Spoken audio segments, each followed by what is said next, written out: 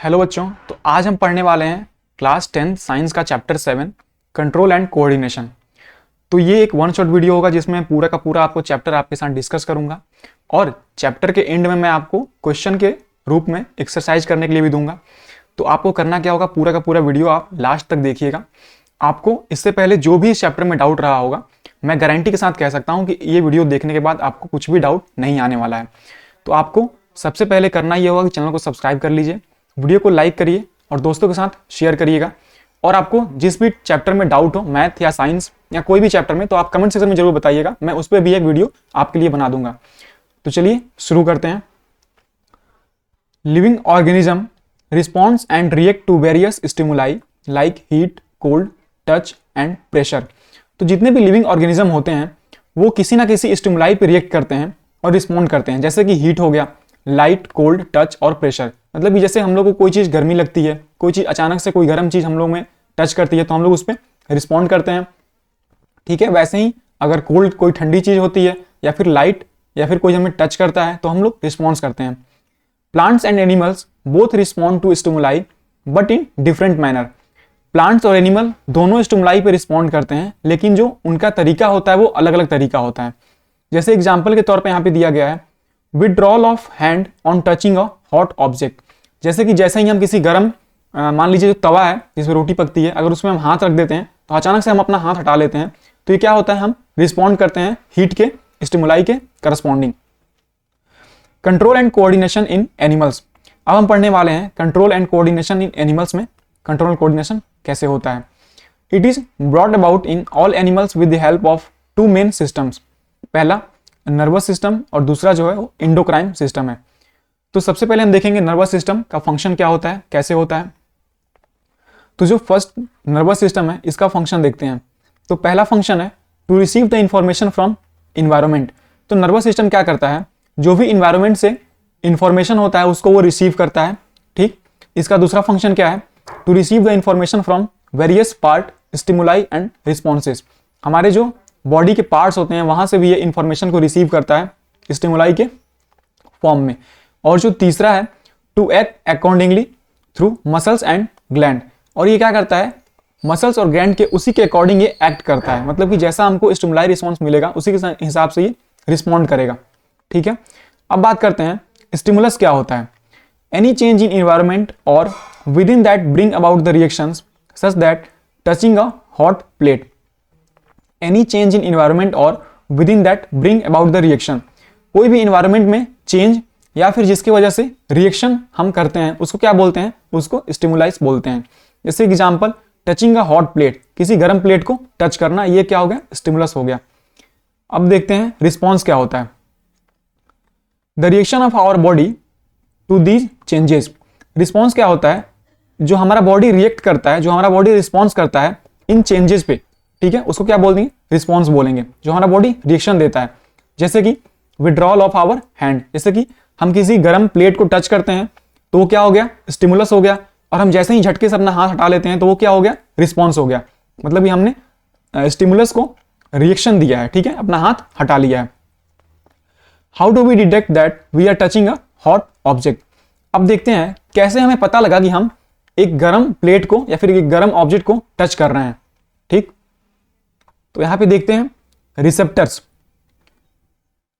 Are specialised tips of some nerve cells that detect the information from environment.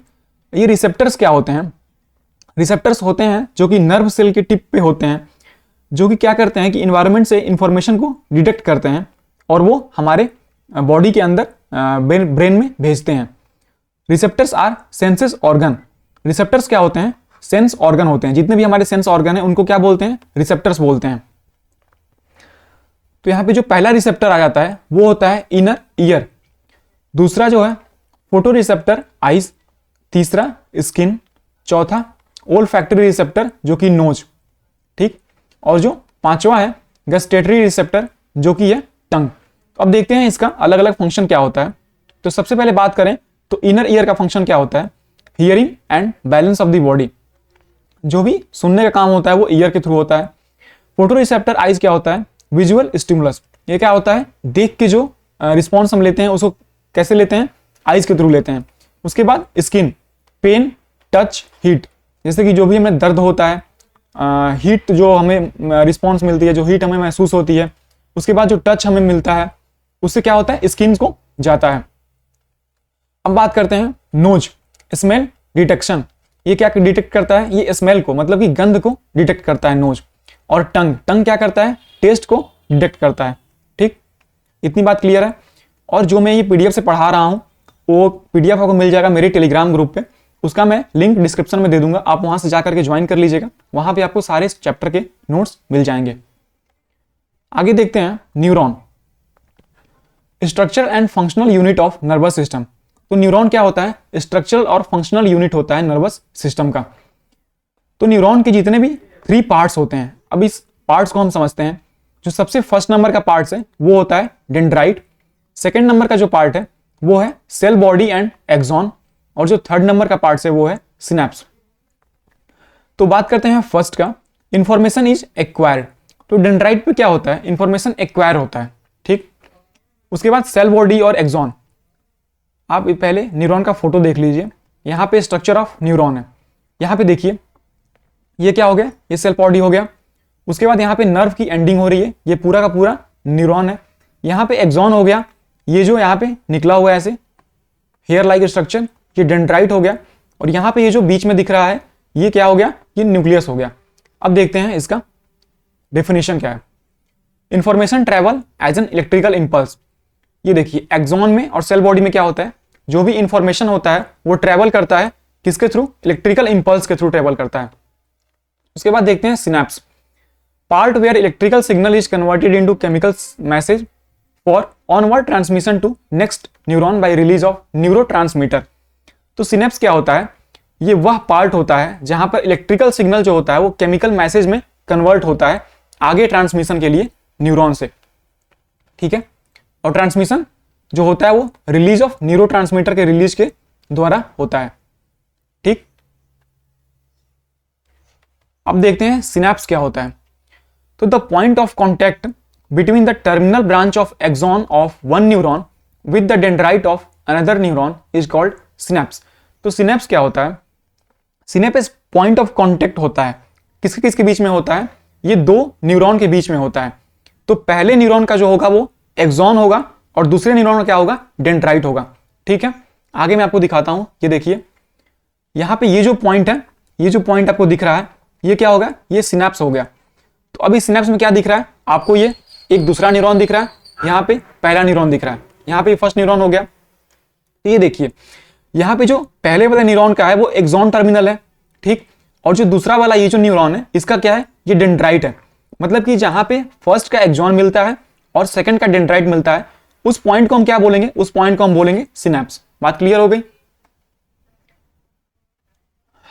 उसके बाद है reflex action. Reflex action क्या होता है, तो देखिए a quick sudden immediate response of body to a certain stimuli that involves spinal cord, example not brain, withdrawal of hand, knee, jerk. जैसे कि हम किसी भी चीज में क्विक जो एक्शन देते हैं, जैसे कि किसी चीज को, जैसे हम गर्म चीज को टच करते हैं तो हम क्विक एक्शन देते हैं, अपना हाथ हटा लेते हैं, तो वो क्या हो गया, क्विक एक्शन हुआ। स्टिमुलाई को रिसीव करते ही वो किसके थ्रू होता है, वो स्पाइनल कॉर्ड के थ्रू होता है, ब्रेन के थ्रू वो नहीं किया जाता है। ठीक है, यहां पे दिया है ना, नॉट ब्रेन। ठीक, स्पाइनल कॉर्ड के थ्रू वो किया जाता है। Reflex arc, the pathway through which impulse passes is called reflex arc. Reflex arc क्या होता है, ऐसा पाथवे मतलब ऐसा रास्ता होता है जिसके थ्रू इंपल्स पास करता है, इंपल्स जाता है, उसको क्या बोलते हैं, रिफ्लेक्स आर्क बोलते हैं। ठीक, अगर आपको समझ में आ रहा हो तो वीडियो को प्लीज लाइक करें, कमेंट करें आपको वीडियो कैसा लग रहा है, और जो नोट्स चाहिए तो मैं डिस्क्रिप्शन में अपने टेलीग्राम का लिंक दे दूंगा, वहां से आप जाकर के डाउनलोड कर सकते हैं। और आपको जिस किसी टॉपिक पर डाउट हो आप कमेंट में जरूर बताइएगा, मैं उस पर भी वीडियो आपको प्रोवाइड जरूर कराऊंगा। अब देखते हैं यहाँ पे refer to diagram reflex arc. अब देखिए रिफ्लेक्स आर्क कैसे काम करता है, जो पाथवे होता है वो कहां कहां से होके जाता है, कैसे काम करता है, क्या क्या ऑर्गन उसमें इन्वॉल्व होते हैं, वो सारा चीज हम देखने वाले हैं। तो सबसे पहले स्टिमुलस, यहाँ पे हीट हो गया, मान लीजिए एग्जाम्पल के तौर पे कोई स्टिमुलस है जो कि हीट है। ठीक है, तो ये जो हीट है ये कहां पे ट्रांसफर किया जाएगा, ये स्किन जो है रिसेप्टर ऑर्गन हो गया। हीट कौन एब्जॉर्ब कर रहा है, जैसे हम प्लेट को टच कर रहे हैं तो जो हमारा स्किन है वो इस चीज को एब्जॉर्ब कर रहा है, तो वो क्या हो गया, रिसेप्टर ऑर्गन हो गया। ऐसा ऑर्गन जो कि स्टिमुलाई को रिसीव करता हो उसको क्या बोलेंगे, रिसेप्टर ऑर्गन बोलेंगे। ये जो है यहां से होते हुए स्पाइनल कॉर्ड में जाता है सेंसरी नर्व के थ्रू। जो नर्व होते हैं उनके थ्रू होते हुए स्पाइनल कॉर्ड में ये सेंसेशन मतलब कि हीट हमारे स्पाइनल कॉर्ड तक गया। उसके बाद मोटर नर्व के थ्रू ये कहां पे आया, मसल्स के पास आया, इफेक्टर ऑर्गन। मतलब कि हमने स्किन से टच किया तो हमारा जो ऑर्गन इफेक्ट हुआ उस हीट की वजह से वो क्या हुआ, मसल्स हुआ। ठीक, उसके बाद क्या हुआ, उसके बाद हम रिस्पॉन्स करते हैं। मतलब कि जैसे ही हम मसल्स को पता लगा कि ये चीज कोई गर्म चीज है तो हम क्या करते हैं, हम रिस्पॉन्स करेंगे, एक्ट करेंगे, रिएक्ट करेंगे। ठीक है, जैसे कि एग्जाम्पल पे दिया गया है विड्रॉल ऑफ हैंड। जैसे ही हमें पता लगा कि ये कोई गर्म चीज है तो हम क्या करेंगे, अपना हाथ हटा लेंगे, तो ये क्या हो गया, रिस्पॉन्स हो गया। इतनी बात क्लियर हो गई आपको, फ्लो चार्ट पूरा। अब देखते हैं रिस्पॉन्स कितने तरीके के होते हैं। तो responses are of 3 main type. जो रिस्पॉन्स होते हैं वो मेजरली 3 प्रकार के होते हैं। जो मेन टाइप होता है वो 3 प्रकार का होता है। पहला जो होता है voluntary, controlled by fore brain. तो एक जो होता है वॉलेंट्री रिस्पॉन्स होता है, ये हमारे फोर ब्रेन के द्वारा कंट्रोल किया जाता है। एग्जाम्पल के तौर पे अगर बात करें तो टॉकिंग और राइटिंग, जैसे कि ब्रेन हमारा कंट्रोल करता है। जैसे कि हम कभी किसी से बात करेंगे तो ये किससे कंट्रोल हो रहा है, हमारे दिमाग से कंट्रोल हो रहा है।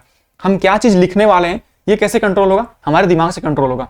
ठीक, जो कि फोर ब्रेन से होगा। अब दूसरा बात करते हैं, टाइप 2 बात करते हैं involuntary, control by mid brain and hind brain. तो जो इनवॉलेंट्री टाइप ऑफ रिस्पॉन्स होता है ये मिड ब्रेन और हिंड ब्रेन के द्वारा कंट्रोल किया जाता है। जैसे कि हार्ट बीट हो गया, वोमिटिंग हो गया, रेगुलेशन ऑफ हार्ट बीट हो गया। मतलब कि इन सब चीजों में हम चाह कर भी अपना जो है अपना उसको रोक कंट्रोल नहीं कर सकते हैं। जैसे कि हार्ट बीट हो गया, ये जब हम कोई जैसे कि हम कोई डर जाते हैं या फिर जैसे कहीं पे दौड़ के आते हैं तो ये क्या होता है, अपने आप से हार्ट बीट बढ़ जाती है, घट जाती है। ठीक, वोमिटिंग हो गया, जब तबीयत खराब होती है तो वोमिटिंग अचानक से आ जाती है। ठीक, रेगुलेशन ऑफ हार्ट बीट हो गया, इस पे हम खुद का कोई कंट्रोल नहीं कर सकते हैं। ये क्या होगा, मिड ब्रेन और हिंड ब्रेन के द्वारा कंट्रोल किया जाएगा। जो तीसरा मेन टाइप है वो रिफ्लेक्स एक्शन है, कंट्रोल बाय स्पाइनल कॉर्ड। और जो तीसरा है रिस्पॉन्स वो क्या है, वो है रिफ्लेक्स एक्शन। वो किसके द्वारा कंट्रोल किया जाता है, स्पाइनल कॉर्ड के द्वारा कंट्रोल किया जाता है। अगर एग्जांपल के तौर पे बात करें तो withdrawal of hand on touching a hot object. बात क्लियर हो गई इतनी। अब देखते हैं ह्यूमन नर्वस सिस्टम। तो ये बहुत ही इंपॉर्टेंट टॉपिक है, आप इसको प्लीज ध्यान से देखिएगा और आपको पूरी बात समझ में आ जाएगी। तो ह्यूमन नर्वस सिस्टम सबसे पहले 3 प्रकार में मतलब 3 टाइप्स में डिवाइड होता है। पहला जो टाइप है वो है सेंट्रल नर्वस सिस्टम। जो दूसरा टाइप है वो है पेरिफेरल नर्वस सिस्टम, जिसको कि पीएनएस बोलते हैं। सेंट्रल नर्वस सिस्टम को सीएनएस बोलते हैं। और जो तीसरा टाइप है ऑटोमेटिक नर्वस सिस्टम, इसको एएनएस बोलते हैं। ठीक, तो सेंट्रल नर्वस सिस्टम में कौन कौन से पार्ट आ जाएंगे पहला जो है वो ब्रेन हो जाएगा और दूसरा जो है वो स्पाइनल कॉर्ड हो जाएगा। तो सेंट्रल नर्वस सिस्टम में 2 बॉडी पार्ट्स इन्वॉल्व होते हैं। पहला तो ब्रेन है और दूसरा जो है वो स्पाइनल कॉर्ड है। और ब्रेन में जो तीनों टाइप के ब्रेन होते हैं वो तीनों इन्वॉल्व होंगे, फोर ब्रेन, मिड ब्रेन और हिंड ब्रेन। अब बात करते हैं पेरिफेरल नर्वस सिस्टम का। इसमें 2 टाइप के होते हैं, कार्नियल नर्व्स और स्पाइनल नर्व्स। कार्नियल नर्व्स क्या होते हैं, अराइजेस फ्रॉम द ब्रेन, ठीक है, जो कि ब्रेन से निकलते हैं, अराइज होते हैं। स्पाइनल नर्व क्या होता है, अराइजेस फ्रॉम स्पाइनल कॉर्ड, जो कि स्पाइनल कॉर्ड के द्वारा अराइज होता है। Autonomic nervous system ANS, sympathetic nervous system, ठीक, और पैरासिम्पथेटिक नर्वस सिस्टम, इसको हम आगे देखने वाले हैं। इतनी बात क्लियर हो गई। अब बात करते हैं ह्यूमन ब्रेन के बारे में। ह्यूमन ब्रेन का पार्ट, उसके जितने भी अंदर के टाइप्स होते हैं उनको बात करेंगे। तो human brain has 3 major parts of region. तो जो हमारा ह्यूमन ब्रेन होता है वो मेजरली 3 कैटेगरी में या फिर 3 पार्ट में डिवाइड किया गया है। जो फर्स्ट पार्ट है फोर ब्रेन, सेकेंड पार्ट है मिड ब्रेन और थर्ड पार्ट है हिंड ब्रेन। तो मिड ब्रेन से आपको याद करना है कि मिड मतलब कि बीच में, मतलब कि मिड ब्रेन जो होगा वो बीच में आएगा, फोर ब्रेन पहले आ जाएगा और मिड ब्रेन बीच में, हिंड ब्रेन सबसे लास्ट में। ठीक है, तो फोर ब्रेन की अगर बात करें, most complex and specialised part of the brain is cerebrum. तो फोर ब्रेन के अंदर क्या होता है, जो बहुत ही कॉम्प्लेक्स और specialised part of the brain है उसको क्या बोलते हैं हम, सेरिब्रम बोलते हैं। अब इसका फंक्शन क्या होता है, thinking part of the brain. ये जो होता है वो सोचने में मदद करता है, ये thinking part of the brain होता है। कंट्रोल द वॉलेंटरी एक्शन, ये वॉलेंटरी एक्शन को भी कंट्रोल करता है। जैसे कि वॉलंटरी एक्शन मतलब कि किससे बात करेंगे, क्या बात करेंगे, क्या लिखेंगे, कब लिखेंगे, ये सब कंट्रोल किया जाता है किसके द्वारा? ये सब कंट्रोल होता है फोर ब्रेन के द्वारा, मतलब कि सेरिब्रम के द्वारा। उसके बाद अगर तीसरा पॉइंट का बात करें तो स्टोर इंफॉर्मेशन, जितने भी मेमोरी हमारे दिमाग में स्टोर होती हैं वो क्या होता है? फोर ब्रेन के द्वारा स्टोर किया जाता है। ठीक। चौथा जो पार्ट है, सेंटर एसोसिएटेड विथ हंगर। ठीक है, हंगर मतलब कि जब हमें किसी चीज की भूख लगती है तो क्या होता है? इसके द्वारा ही कंट्रोल किया जाता है। जो फिफ्थ पार्ट है, receives sensory impulse from various body parts and integrate it. ये क्या करता है कि बहुत सारे वेरियस बॉडी पार्ट से इंपल्स को क्या करता है? रिसीव करता है और उनको इंटीग्रेट कर देता है। ठीक है, जैसे कि मान लीजिए अलग अलग बॉडी पार्ट से अगर अलग अलग इंपल्सेस मिल रहे हैं तो उनको क्या करेगा? ये सबसे वो इंपल्स लेगा, मतलब कि रिसीव करेगा और उनको फिर क्या करेगा? इंटीग्रेट करके जो रिस्पॉन्ड करना होगा वो एक रिस्पॉन्ड के फॉर्म में देगा। ठीक है, अब बात करते हैं दूसरा मिड ब्रेन के बारे में। तो मिड ब्रेन मेजरली दो तरीके के होते हैं, हाइपोथैलेमस और पिट्यूटरी ग्लैंड। हाइपोथैलेमस क्या होता है? Chemical coordination. जो हाइपोथैलेमस होता है वो केमिकल का कोऑर्डिनेशन करता है, और जो पिट्यूटरी ग्लैंड होता है वो सीक्रेट्स हार्मोन्स। जो पिट्यूटरी ग्लैंड होता है वो क्या करता है? हार्मोन का सिक्रीशन करता है। ठीक। अब बात करते हैं हिंड ब्रेन का। तो पहला जो पार्ट है वो है सेरिब्लम। आप फोर ब्रेन से कंफ्यूज मत होइएगा, जो फोर ब्रेन में था वो क्या था? सेरिब्रम। ठीक है, और जो हिंड ब्रेन में है वो क्या है? सेरिब्लम। ठीक। तो सेरिब्लम का काम क्या होता है? First, control posture and balance. जो सेरिब्लम होता है वो क्या करता है? हमारे पोस्चर को और हमारे बैलेंस को कंट्रोल करता है। मतलब जो हम चलते हैं तो हमारा बैलेंस क्या होगा चलने का, ये क्या कौन कंट्रोल करता है? सेरिब्लम कंट्रोल करता है। आप देखे होंगे अक्सर जो लोग ड्रिंक करते हैं उनका जो होता है वो बैलेंस चलने का मतलब कि इधर डोलते हुए चलते हैं, उन पे क्या होता है? सेरिब्लम का जो दिमाग होता है वो काम नहीं करता है। तो वो कौन सा पार्ट की वजह से होता है? सेरिब्लम। सेरिब्लम उनका काम नहीं करता, इसलिए वो जब चलते हैं तो हिलते डुलते हुए चलते हैं, समझ में नहीं आता है कि हम कर क्या रहे हैं। ठीक है। Control precision of voluntary action, ये वॉलेंटरी एक्शन के प्रिसीजन को भी कंट्रोल करता है। अब बात करते हैं सेकंड नंबर का है medulla, control involuntary actions. Medulla क्या करता है? इनवॉलेंटरी एक्शन को कंट्रोल करता है। जैसे कि अगर बात करें एग्जांपल के तौर पे तो ब्लड प्रेशर हो गया, स्लाइवेशन हो गया और वोमिटिंग हो गया।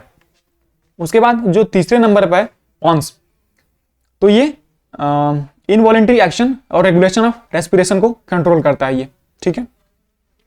अब देखिए यहाँ पर हमारे ह्यूमन ब्रेन का जो है वो यहाँ पे पिक्चर दिया गया है। ये बहुत ही इंपॉर्टेंट होता है, ये एग्जाम के पॉइंट ऑफ व्यू से बहुत इंपॉर्टेंट होता है। एग्जाम में डायरेक्ट क्वेश्चन आता है कि draw the neat and clean structure और the figure of human brain and लेवल इट। तो लेवल इट करने का मतलब क्या होगा? कौन सा कहाँ पे पार्ट है आपको उसमें नाम लिखना होगा। ठीक है, जैसे कि यहाँ मिड ब्रेन हो गया, यहाँ पे स्पाइनल कॉर्ड यहाँ से बाहर निकलता है, स्पाइनल कॉर्ड हो गया, यहाँ पे कौन कौन से पिट्यूटरी ग्लैंड हो गया, हिंड ब्रेन के कितने पार्ट हो गए, हाइपोथैलेमस। तो ये आपको पूरा का पूरा लिखना होगा, और अगर लॉन्ग आंसर में क्वेश्चन आ रहा है तो आपको पूरा का पूरा लिख करके और आपको डिस्क्राइब भी करना होगा कौन सा कैसे होगा।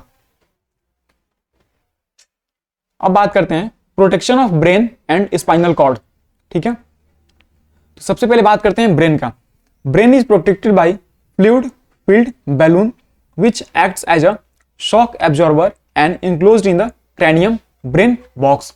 तो हमारा जो दिमाग है वो दिमाग जो है वो किसके द्वारा प्रोटेक्ट किया गया है, मतलब कैसे वो प्रोटेक्ट किया गया है? वो सबसे पहले कि फ्लूइड फील्ड बैलून है उसमें, उसके अंदर which acts as a shock absorber, मतलब कि वो क्या करता है बैलून? वो शॉक एब्जॉर्बर का काम करता है, और इनक्लोज्ड इन द क्रैनियम, और जो हमारा ब्रेन है वो क्रैनियम में बंद है। क्रैनियम मतलब कि ब्रेन बॉक्स, एक तरह का बॉक्स मतलब कि बक्सा टाइप का, उसमें हमारा जो ब्रेन है वो बंद किया गया है। ठीक है, इस तरह की प्रोटेक्शन दी गई है हमारे ब्रेन को। जो सेकंड बात करते हैं spinal cord. Spinal cord is enclosed in vertebral column. जो स्पाइनल कॉर्ड होता है वो वर्टिब्रल कॉलम में वो क्या करता है? इंक्लोज किया गया है ताकि वो प्रोटेक्ट रहे। Coordination between nervous and muscular tissue. अब देखेंगे हम नर्वस और मस्कुलर टिश्यू के बीच का कोऑर्डिनेशन कैसे क्या होता है। ठीक है, सबसे पहले information collected by nervous tissue और सेंसरी नर्व। तो जो भी इंफॉर्मेशन होगा वो कलेक्ट किया जाएगा हमारे नर्वस टिश्यू के द्वारा, मतलब जो कि सेंसरी नर्व्स होंगे। उसके बाद जो इंफॉर्मेशन होगा वो सेंट्रल नर्वस सिस्टम को भेजा जाएगा, जिसको कि सीएनएस बोलते हैं। फिर वहां से information process by the CNS, जो भी वहां पे इंफॉर्मेशन होगा, जैसे कि जो इंफॉर्मेशन है वो हीट से है, कोल्ड से है, प्रेशर से है, उसको वो इंफॉर्मेशन प्रोसेस किया जाएगा सेंट्रल नर्वस सिस्टम के अंदर ही। उसके बाद क्या होगा, उसके बाद decision made by central nervous system. देखिए सबसे पहले नर्वस सिस्टम काम क्या कर रहा है, इंफॉर्मेशन को प्रोसेस कर रहा है, डिसीजन भी मेड कर रहा है। उसके बाद मोटर नर्व्स के द्वारा मैसेज को पास किया जाएगा मसल्स में। मोटर नर्व जो होते हैं वो क्या करते हैं, इंफॉर्मेशन को कैरी करने का काम करते हैं, तो उससे पास किया जाएगा मसल्स में। उसके बाद मसल्स में क्या होगा, change in shape and arrangement of protein. ठीक है, मसल्स उसको अपने हिसाब से एडजस्ट करेगी। फिर कॉन्ट्रैक्ट होगा, मसल्स में कॉन्ट्रैक्शन आएगा, मसल्स शॉर्टन, उसके बाद एक्शन होगा, मसल्स ही एक्ट करेगी उस पर कि करना क्या है, जैसे हाथ रिमूव करना है या फिर क्या करना है। ठीक है, अब देखिए अब बात करते हैं coordination of plants and movements in plants. ठीक है, अब प्लांट्स में कोऑर्डिनेशन किस तरीके से होता है, अभी तक हमने एनिमल्स का कोऑर्डिनेशन देखा था, अब देखते हैं प्लांट्स का कोऑर्डिनेशन कैसे होता है। प्लांट्स का कोऑर्डिनेशन बेसिकली दो तरीके का है, मूवमेंट डिपेंडेंट ऑन ग्रोथ, ठीक, और मूवमेंट इंडिपेंडेंट ऑफ ग्रोथ। तो ऐसा मूवमेंट जो कि ग्रोथ पे डिपेंड करता है और ऐसा मूवमेंट जो ग्रोथ पे डिपेंड नहीं करता है। अगर इसमें बात करें तो ट्रॉपिक मूवमेंट हो गया, directional movement in response to stimulus. एक तरह का होता है ट्रॉपिक मूवमेंट, ठीक है, ये क्या होता है, directional movement in response to stimulus. ये स्टिमुलस के डायरेक्शन में मूवमेंट होता है, इसको क्या बोलते हैं, ट्रॉपिक मूवमेंट। अब देखते हैं कितने प्रकार के होते हैं। तो पहला जो है वो है फोटोट्रोपिज्म, दूसरा जियोट्रोपिज्म, तीसरा कीमोट्रोपिज्म और चौथा हाइड्रोट्रोपिज्म। तो फोटो से आपको देख के लग रहा होगा, फोटो मतलब क्या होता है, लाइट। तो ये लाइट में रिस्पॉन्ड करेगा, मतलब कि जब लाइट इस पे आएगी तब उस पे रिस्पॉन्ड करेगा, मतलब ये movement towards the light, light के क्रॉस ये मूव करेगा। ठीक है, अब सेकंड बात करते हैं जियोट्रोपिज्म का। तो जियो मतलब आपको दिख रहा होगा कि जियो कहीं ना कहीं अर्थ से रिलेट कर रहा है, जियो मतलब कि अर्थ से रिलेट कर रहा है। तो ये क्या होगा, मूवमेंट टुवार्ड्स द ग्रेविटी, मतलब ग्रेविटी के टुवार्ड्स जो मूवमेंट होगा उसको क्या बोलेंगे, जियोट्रोपिज्म बोलेंगे। ठीक, इतनी बात क्लियर हो गई। अगर क्लियर हो रहा हो तो वीडियो को लाइक जरूर करें और कमेंट करके जरूर बताएं कि क्या चीज समझ में आपको आ रहा है, क्या चीज नहीं आ रहा है। ठीक, उसके बाद कीमोट्रोपिज्म। कीमो मतलब ये आपको क्लियर होना चाहिए, केमिकल्स। कीमो मतलब क्या होता है, केमिकल्स। तो मूवमेंट टुवार्ड्स द केमिकल्स, मतलब कहीं ना कहीं ये केमिकल के टुवार्ड्स में मूव करेगा, जैसे कि growth of pollen tubes towards ovule. उसके बाद फोर्थ नंबर का बात करें, हाइड्रोट्रोपिज्म। तो हाइड्रो मतलब कि वाटर होता है, तो ये कहीं ना कहीं वाटर से रिस्पॉन्ड करने वाला है। तो मूवमेंट टुवार्ड्स वाटर जो होगा उसको क्या बोलेंगे हम, हाइड्रोट्रोपिज्म बोलेंगे। अब नेक्स्ट देखते हैं मूवमेंट्स इंडिपेंडेंट ऑफ ग्रोथ, मतलब कि ऐसे मूवमेंट जो कि किसी ग्रोथ के इंडिपेंडेंट होते हैं। Immediate response to stimulus, dropping off leaves of touch me not plant on touching it. ठीक है, जैसे कि एक पौधा आता है टच मी नॉट, जिसको हिंदी में बोलते हैं छुई मुई। तो क्या करते हैं, जैसे ही उसको टच करते हैं उसका जो लीव्स होता है, पत्तियां मुरझा जाती हैं, गिर जाती हैं। तो ये क्या हो गया, ये जो है वो मूवमेंट इंडिपेंडेंट ग्रोथ का टाइप्स हो गया। ठीक है, इतनी बात क्लियर है। अब नेक्स्ट बात करते हैं प्लांट्स हार्मोन्स का। Are chemical compound which helps to coordinate growth, development and responses to the environment. तो प्लांट्स हार्मोन ऐसे केमिकल कंपाउंड होते हैं जो कि हेल्प करते हैं ग्रोथ करने में, डेवलपमेंट में and response to environment, environment के रिस्पॉन्स करने में। ठीक है, plants hormones, main plants hormones are, तो जो पहला प्लांट्स हार्मोन्स है वो ऑक्सीन है, सिंथेसाइज एट शूट टिप्स। तो जो ऑक्सीन होता है वो कहां पे सिंथेसाइज होता है, टिप्स पे होता है। फंक्शन क्या होता है इसका, हेल्प्स इन ग्रोथ, ये बढ़ने में मदद करता है पौधों को। Phototropism, more growth of cells towards light. ठीक है, लाइट के क्रॉस ये फोटोट्रोपिज्म शो करता है। सेकंड नंबर की बात करें, gibberellin, helps in growth of stem, जो तने होते हैं, तना, ये तना को ग्रोथ करने में मदद करता है। अगर तीसरे नंबर की बात करें, साइटोकिनिन, प्रोमोट्स सेल डिवीजन, ये सेल डिवीजन को प्रोमोट करता है।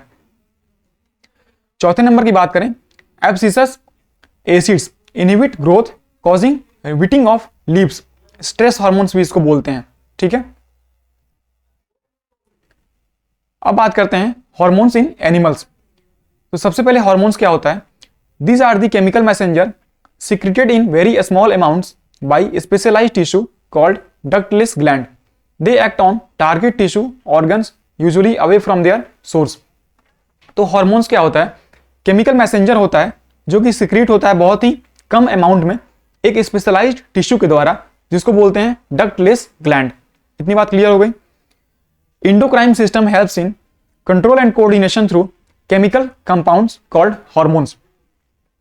तो ऐसे इंडोक्राइन सिस्टम जो कि हेल्प करते हैं कंट्रोल एंड कोऑर्डिनेशन में केमिकल कंपाउंड्स के थ्रू, तो उस केमिकल कंपाउंड्स को क्या बोलते हैं? हार्मोन्स बोलते हैं। मतलब कि बेसिकली अगर देखी जाए तो हार्मोन्स क्या करता है? हमारे कंट्रोल एंड कोऑर्डिनेशन में हेल्प करता है।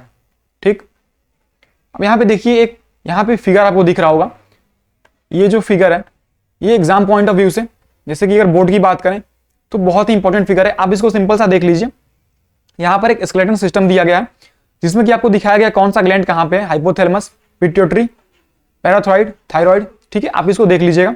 इसका जो पीडीएफ का लिंक है मैं डिस्क्रिप्शन में अपने टेलीग्राम का लिंक डाल दूंगा, वहां से आप जाकर के सारे पीडीएफ डाउनलोड कर सकते हैं। उसके बाद देखिए यहाँ पे दिया गया है, एक टेबल दिया गया है जिसमें कि कौन सा हार्मोन्स है, उसकी इंडोक्राइन ग्लैंड क्या है, लोकेशन क्या है और फंक्शन क्या है, ये सारा का सारा यहाँ पे दिया हुआ है। जैसे कि एग्जांपल के तौर पे बात करें अगर थायरोक्सिन, तो जो थायरोक्सिन हार्मोन्स है वो थायराइड ग्लैंड से सिक्रीट होता है, नेक या थ्रोट रीजन में, मतलब गले के रीजन में पाया जाता है। Regulation of metabolism of carbohydrate, fat and protein, ये हमारे बॉडी में कार्बोहाइड्रेट, फैट और प्रोटीन के रेगुलेशन को मेंटेन करता है। ठीक है, तो आप बाकी भी पढ़ सकते हैं। आप देखिए यहाँ पे सब कुछ दिया गया।